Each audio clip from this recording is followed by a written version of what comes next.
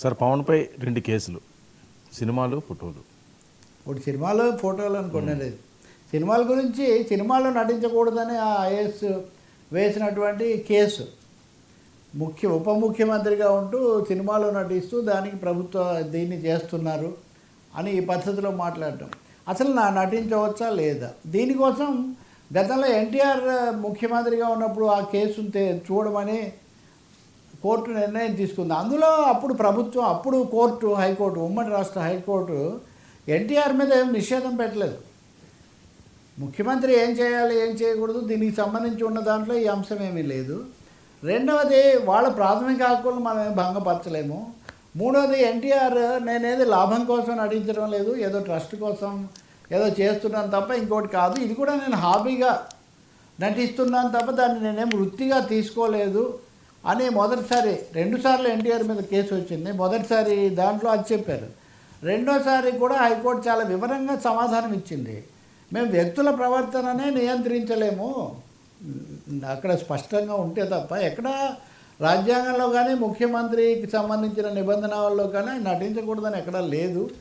వాళ్ళకున్న అభిరుచులు మేమేలా ఆపుతామన్నట్టుగా ఎన్టీఆర్కు వాళ్ళు ఏమీ చెప్పలేదు. నిజం చెప్పాలంటే మీరు నటించండి, నటించకూడదు అని వాళ్ళేం చెప్పలేదు. వాళ్ళ ఇష్టానికి మేము వదిలేస్తున్నాం అన్నారు. కాబట్టి ఈ అంశాన్ని హైకోర్టు ప్రస్తావించడం తప్పకుండా పవన్కి అనుకూలమైనటువంటిది. రేపు పొద్దున తుది తీర్పు అన్నది తప్పకుండా పవన్ కళ్యాణ్కి అనుకూలంగా వస్తుందని. ఈ లోపల కొండలరావు అనే ఆయన చంద్రబాబు నాయుడు ఫోటోతో పాటు పవన్ కళ్యాణ్ ఫోటోలు పెట్టడం ఏంటి, ఉప ముఖ్యమంత్రి, ఇది రాజ్యాంగ విరుద్ధం, ఆ ఫోటోలు తీసేయాలని ఒక ప్రజాహిత వ్యాజ్యం, పబ్లిక్ ఇంట్రెస్ట్ లిటిగేషన్ వేశాడు. లిటిగేషన్ పబ్లిక్ ఇంట్రెస్ట్ ఇందులో ఏం లేదు అని హైకోర్టు అభిప్రాయపడింది. ఎక్కడుందో చెప్పండి, ఉప ముఖ్యమంత్రి ఫోటో పెట్టకూడదని ఎక్కడుందో మాకు చూపించండి అని వాళ్ళు న్యాయమూర్తి అడిగారు. ఆ దాన్ని కొట్టేశారు. మీరు ప్రజాహిత వ్యాజ్యాలన్నవి ఏదైనా ప్రజలకు ఉపయోగపడే విషయాలు మీరు చేయండి, అనవసరమైన రాజకీయాల కోసం వీటిని వాడుకోకండి అని ఒక విధంగా మందలించినంత పనిచేశారు.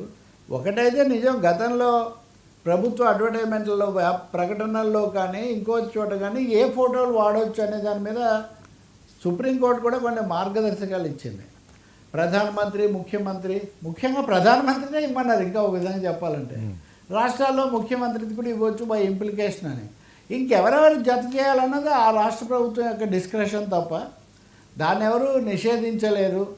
ఎందుకంటే ఆ సంబంధిత శాఖ కార్యాలయానికి వెళ్తే అక్కడ ఆ మంత్రిది ఉంటుంది, పెట్టుకోవచ్చు, పెట్టుకోవాలా వద్దా అది వాళ్ళ ఇష్టం. కానీ అందువల్ల ఈ 2 కేసుల్లో కూడా ఇదైతే అవుట్ రైట్గా డిస్మిస్ చేశారు. ఆ నటించడానికి సంబంధించి కూడా అనుకూలమైన వ్యాఖ్యలే న్యాయమూర్తుల నుంచి వచ్చాయి.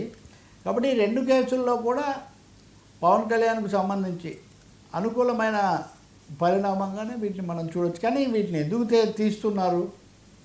ఇప్పుడు కొన్నిసార్లు పవన్ చంద్రబాబు ఫోటో పెట్టిన దగ్గర నుంచి ఇప్పుడు లోకేష్ ఫోటో కూడా పెడుతున్నారు. ఉదాహరణ, ప్రభుత్వ ప్రకటనలో తప్పనిసరిగా చంద్రబాబు ఫోటో ఒక చోటు, గవర్నరు, లేకపోతే వీళ్ళిద్దరి ఫోటోలు ఒకవైపు పెట్టడం అన్నది ఇది ఇప్పుడు నడుస్తున్న దాదాపు ప్రోటోకాల్, అనఫిషియల్ ప్రోటోకాల్ లాగా ఉంది.